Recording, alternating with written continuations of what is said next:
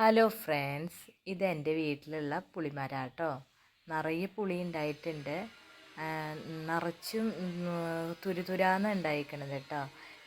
പിന്നെയെന്ന് വെച്ച് കഴിഞ്ഞാൽ ഞങ്ങൾക്ക് 50 നോമ്പിൽ ഏറ്റവും പ്രധാനമായ ഒരു ഘടകമാട്ടോ ഈ ഇരുമ്പാമ്പുളി. ഇരുമ്പാമ്പുളി പിന്നെ കോൽപ്പുളി പല പേരുകളിൽ ഇത് അറിയപ്പെടുന്നുണ്ട്. എൻ്റെ വീട്ടിൽ ആകെ ഒരു മരമുള്ളൂ കേട്ടോ. ഈ 50 ദിവസം എന്നെ ഏറ്റവും കൂടുതൽ സഹായിച്ചത് ഈ പുളിയാട്ടാ. മീൻകറി ആയിട്ട് വെച്ചിട്ടും പിന്നെ അതുപോലെ പരിപ്പ് ഇരുമ്പാമ്പുളി പിന്നെ ഇരുമ്പാമ്പുളി അച്ചാർ കുറേ സഹായിച്ചിട്ടുണ്ട്. അത് കാരണം നമുക്ക് 50 ദിവസം എങ്ങനെ പോയി എന്നറിയില്ല കേട്ടാ. അങ്ങനെ ഞങ്ങളെ നോമ്പൊക്കെ അവസാനിക്കാറായി. പക്ഷെ എന്നാലും ഞങ്ങളെ ഇത്രയും സഹായിച്ച എൻ്റെ ഇരുമ്പാമ്പുളിയുടെ വീഡിയോ ഇട്ടില്ലെങ്കിൽ അത് വിഷമാവില്ലേ. അതുകൊണ്ടാണ് ഞാൻ ഈ വീഡിയോ ചെയ്തത് കേട്ടാ. പിന്നെയെന്ന് വെച്ച് കഴിഞ്ഞാൽ തുരുതുരാന്നുണ്ട്. ഒരു മരത്തിൽ നിറച്ച് കണ്ട മുകളിലേക്കും ഒക്കെ ആയിട്ട് തുരുതുരാന്നായിട്ട് ഉണ്ടായിരിക്കണം കേട്ടാ. പിന്നെ അച്ചാറിടാൻ ഏറ്റവും നല്ലത് ചെറിയ പുളിയാട്ടോ. അതാ ടേസ്റ്റ് ഉണ്ടാവുക.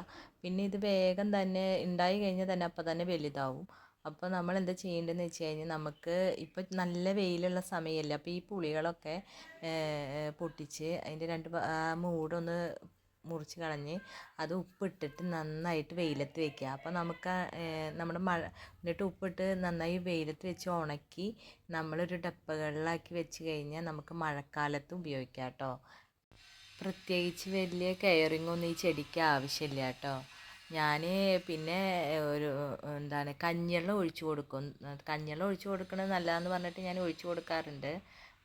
പിന്നെ പ്രത്യേകിച്ച് വളമൊന്നും ആവശ്യമില്ല.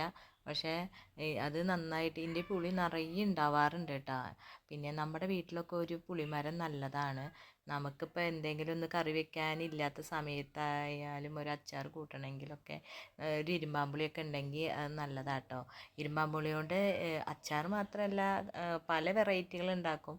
ചിലർ ജ്യൂസ് അങ്ങനെ കുറേ സാധനങ്ങൾ ഉണ്ടാക്കുന്നുണ്ട്. പക്ഷേ എനിക്ക് ഇപ്പോൾ ഒരു വീട്ടിലിപ്പോൾ എന്തെങ്കിലും ഒന്നും വെക്കാനില്ലെങ്കിൽ ഞാനിങ്ങനെ ചിന്തിച്ച് നിൽക്കേണ്ട ആവശ്യമില്ല. അപ്പോൾ ഞാൻ എൻ്റെ പറമ്പിൽ പോയിട്ട് 4 ഇരുമ്പാമ്പുളി പൊട്ടിക്കും. എന്നിട്ട് വേഗം കറി ഉണ്ടാക്കും കേട്ടോ. അപ്പോൾ എല്ലാവരും വീട്ടിലൊരു ഇരുമ്പാമ്പുളിയൊക്കെ വെച്ച് പിടിപ്പിക്കുക കേട്ടോ.